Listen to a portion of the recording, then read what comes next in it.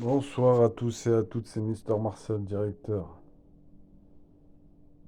Nous sommes le 20 mars.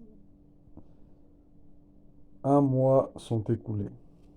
On a eu un mois de Ramadan. Qu'est-ce que ça signifie? Ça signifie que le temps passe vite. Qu'est-ce que c'est qu'un mois dans la vie? C'est rien du tout. Une année, c'est rien. Une année, ça passe comme une étoile filante. Rien que 10 ans, ça passe vite. Alors, qu'est-ce que c'est qu'un mois ou une année dans une vie? Rappelez-vous, on était en 2010.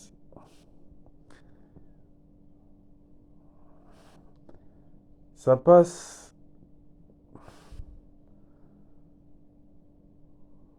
je pourrais le souligner et je pourrais le dire comme si tu lisais un livre. Tu as le début, tu as le milieu, la fin, ou quand tu regardes un film. Ça passe à une vitesse hallucinante. Revenons à nos moutons. C'est pour cela que je dis, c'est une erreur de ma part que je- que j'ai pu faire quand je parle de timidité. Mais je parle de ça quand j'étais jeune, hein. Quand j'étais en primaire, peut-être ouais, au collège, etc. Pourquoi? Parce que c'est ce qu'on m'a transmis. On m'a dit, oui, la honte, etc. Et quand tu te façonnes, quand tu grandis comme ça, ton cerveau, en réalité, le cerveau, il est tellement complexe, il est tellement... Tu sais, quand tu prends soit des mauvaises habitudes ou de bonnes habitudes, eh bien, pour changer, eh bien, faut dire à son cerveau, tiens, j'ai envie d'être une autre personne. Et au départ, même si on le souhaite et même si on le veut, c'est extrêmement difficile. Je donne un exemple. Admettons que toi,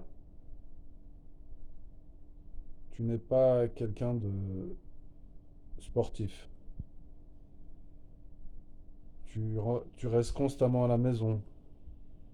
Tu regardes la télé. Tu regardes des séries. Tu manges énormément.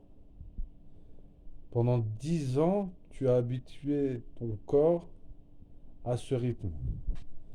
Et le lendemain,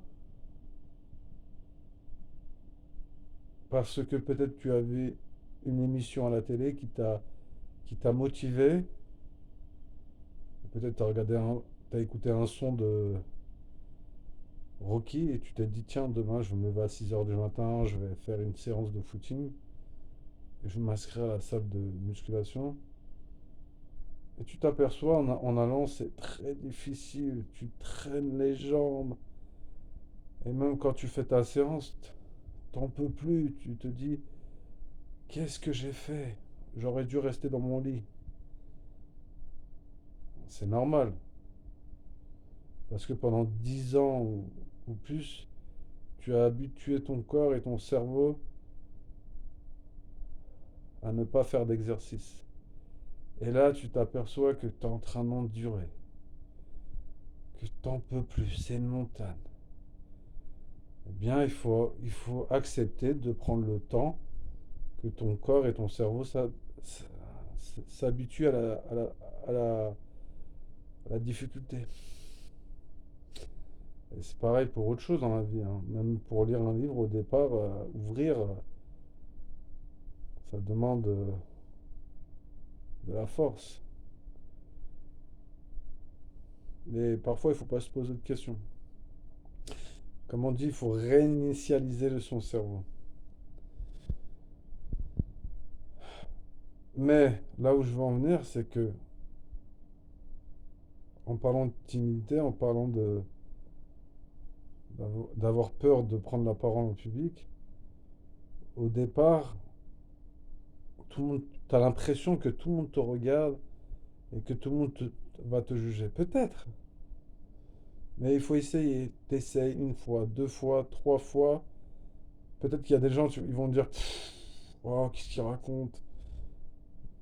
Ensuite, ce qu'il faut faire, c'est de ne pas faire abstraction, de accepter la critique des autres et de passer outre. Au début, il est vrai que c'est difficile et il faut accepter le changement. Mais, selon moi, c'est mieux de le faire jeune. Pourquoi? Parce que quand tu le fais jeune, par exemple à 12 ans, eh bien à 16 ans, ton cerveau, il a l'habitude de faire des choses en public et il a fait ce travail en amont et a pu se poser un million de questions comme quelqu'un qui commence. Et ça peut l'aider dans plus tard